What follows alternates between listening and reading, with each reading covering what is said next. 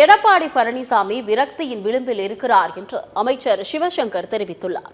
அரியலூர் நகராட்சிக்குட்பட்ட பல்வேறு வார்டுகளில் 3,88,00,000 ரூபாய் மதிப்பிலான சாலைகள் அமைக்கும் பணிகளையும் 24,75,000 மதிப்பிலான குடிநீர் வழங்கும் வாகனத்தின் செயல்பாட்டினையும் அமைச்சர் சிவசங்கர் தொடங்கி வைத்தார்.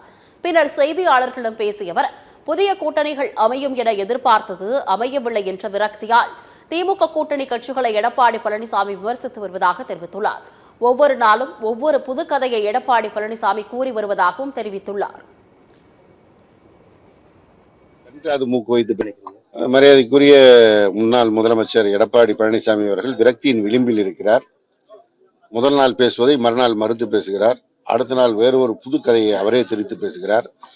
தான் பேசியதையே வேறு யாரோ கண்டாது மூக்கு வைத்து பேசியதாக அவரே பேசுகிறார். அவருடைய ஒவ்வொரு நாள் வீடியோவும் ஒப்பிட்டு பார்த்தால் அவர் எந்த அளவிற்கு விரக்தியின் விளிம்பில் நிற்கிறார் என்பது புரியும்.